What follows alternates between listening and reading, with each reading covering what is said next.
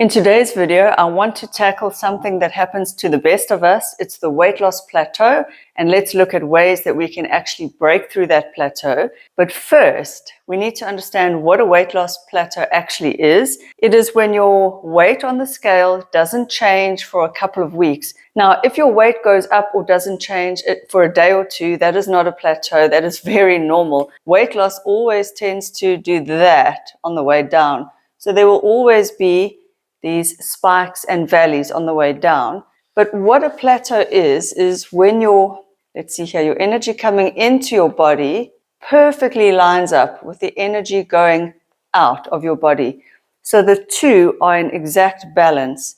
And to break a plateau, you need to either make the energy coming in a little bit less or the energy going out a little bit more, because remember, weight loss truly is about energy balance. I know people don't like to hear that, but it really is energy balance. So we can say calories in, calories out. And there are ways to affect both sides of that equation and break through your plateau.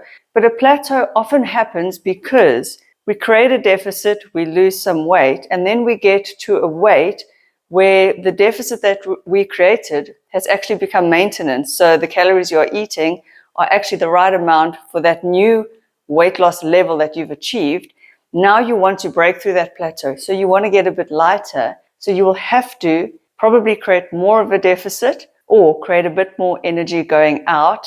What also happens is that, especially for people who are at the end of a long period of dieting, so bikini athletes, bodybuilders, people who are already lean, your body does adapt. It's called metabolic adaptation.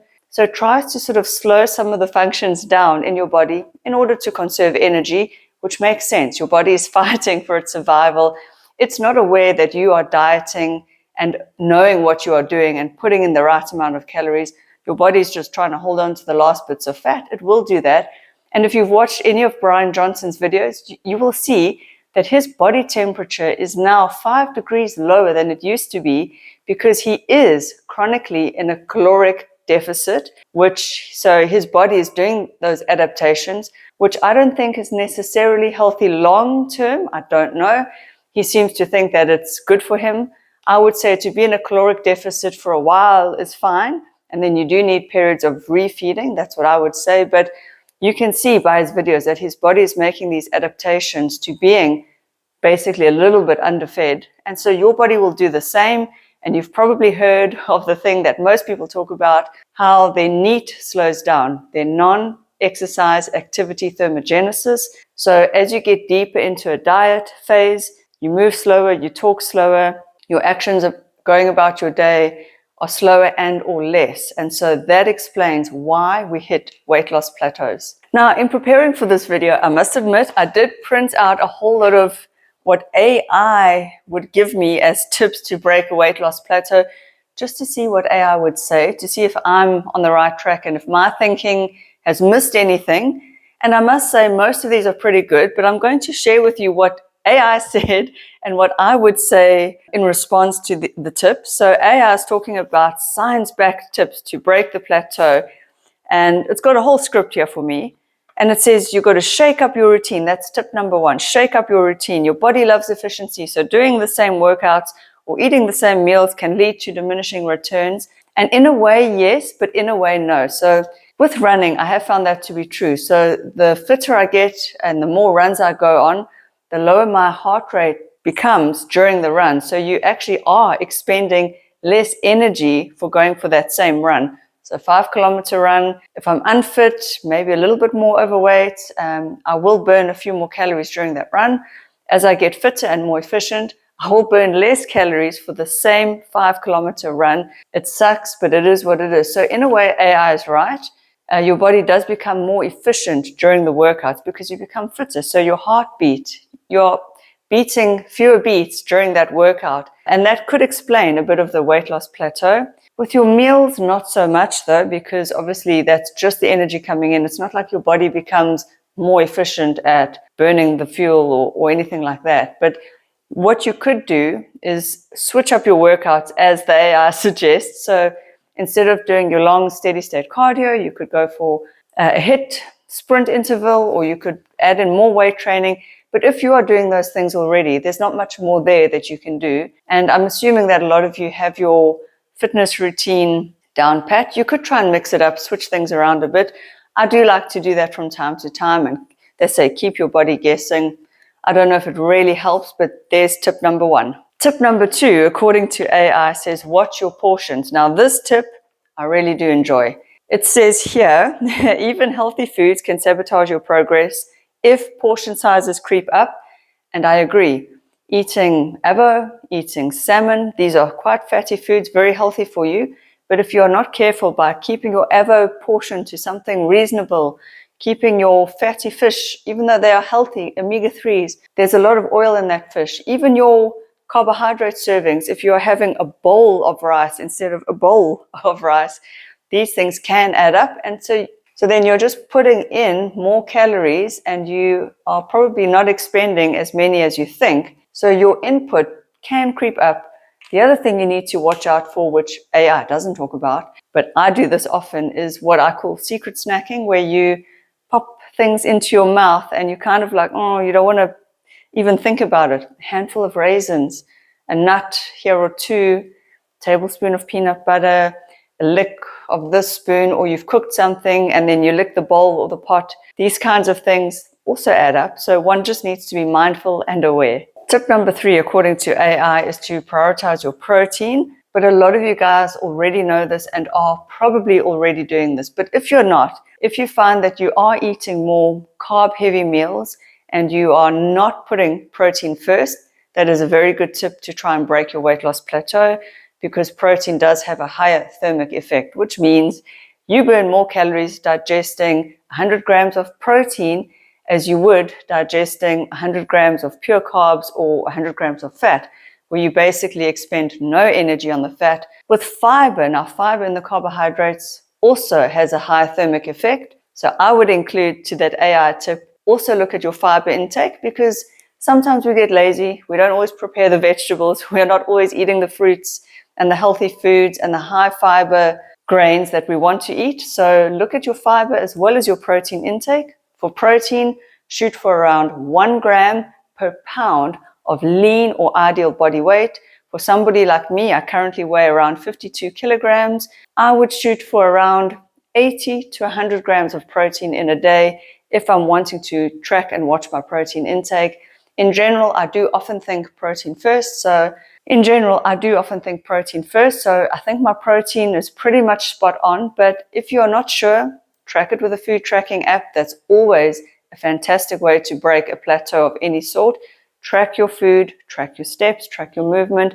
Just get an idea of where you actually are at, because sometimes you think you're doing something, but in reality, you're doing something else. According to AI, tip number 4 is to manage stress and sleep. Now, I really do agree. Stress and sleep, very important for weight and weight loss, but they are not the most important thing, because I know people who, when they get stressed, actually lose weight. So we have to just take into consideration what individual people do.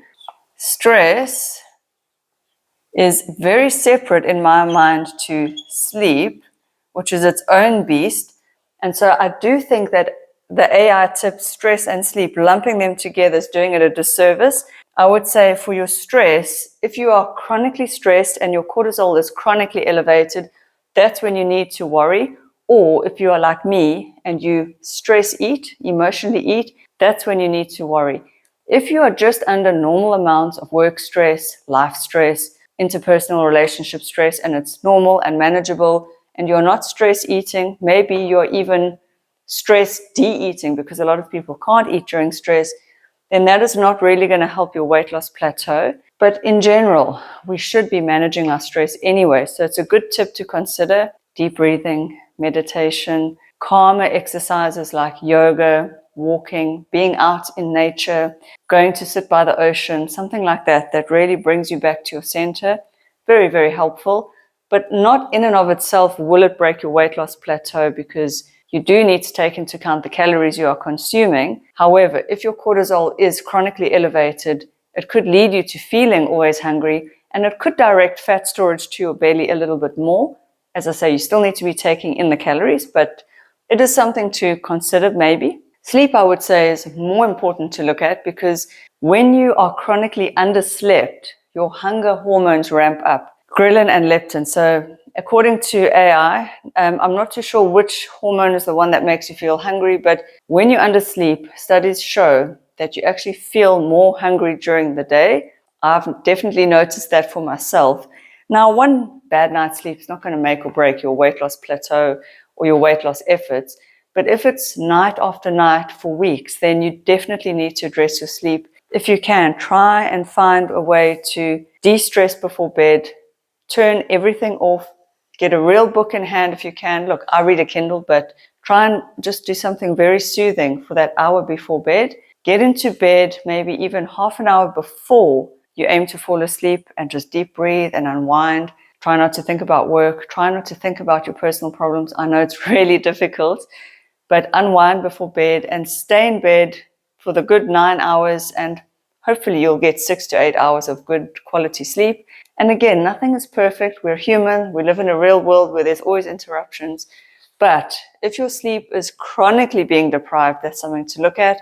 If it's just one night, that's not the end of the world. Tip number 5, which I would also again break up into 2 tips here, according to AI, is try a mini cut or a refeed. Now this I really like because a mini cut is where you do your calories coming, why is this so bad? With a mini cut, let's say your calories coming in are at that level. Let's say they are 1,800. And so far you've lost weight on that amount. And now you're going to just drop it down for a period of time to 1,500. And you will see whether your weight loss starts again. So you could do for 3 to 4 weeks a little mini cut and see what happens with your weight. The other option that you have is a refeed, where if you were on 1,800 calories, you're now going to bump it up to, let's say, 2,100 calories. And you will not lose weight doing this, but what you will find is it may reset all those hormones. Your leptin levels may come back up, and your body is not going to now be in that metabolic adaptation where it's starting to slow your functions down. Maybe your body temperatures drop in response to the lower calories. You're actually going to just reboost everything. Your body's getting the signal, there's more calories coming in. And then after your refeed, so this period, don't even worry about your weight at all. But obviously you're not going to go mad and eat like 3,000 calories here. After your refeed, you will return back to the 1,800 calories that you were on and see if that doesn't trigger some weight loss again. If that doesn't work, try the mini cut. If that doesn't work, look at your activity throughout the day and see, have you slowed down your activity? And try and keep that up so that instead of dropping your calories too low, you can keep them there, but just burn off a few more calories. Because to drop calories too low, eventually there's a level where you can't go below because that is not healthy. It's not good for anyone. So you want to try and keep your calories during your weight loss phase as high as possible. So maybe there is room for a little bit more movement. Maybe you are slowing your movement down throughout the day. Maybe you just need to consciously get up, move around, go for a walk, do those kinds of things, and then that will trigger your weight loss again. And if you are still battling to break your weight loss plateau, here is the best tip ever. It is guaranteed to work. You need to weigh yourself correctly. Let me just demonstrate how that goes so that you know for the future when you are battling with your weight loss plateau. You've got to get on the floor and turn the scale on, and ta-da! I've lost all my body weight. Amazing! Now, finally, remember that weight loss plateaus are just part and parcel of the process. And I would like to remind you that there are other measures of success along your weight loss journey that you can definitely look at. Maybe it's to do with how your clothes are fitting. Are they fitting any looser? Are you looking more muscular? Are you feeling healthier? You can also try using a tape measure to see if your measurements are coming down. Sometimes the weight on the scale does go up, especially for women during our cycle. It can go up if we've had a very salty meal, if we have a lot of fiber, which holds a lot of water. There are many factors that contribute to higher weight gain, and that could just be the number on the scale when in reality you actually have lost a bit of fat. So just try and measure your progress with ways other than just the scale, and celebrate improvements in endurance, strength, and overall health. I really think that this video has given you every tip, trick, and tool under the sun to break a weight loss plateau. Just remember, if your weight temporarily spikes, that is not a plateau.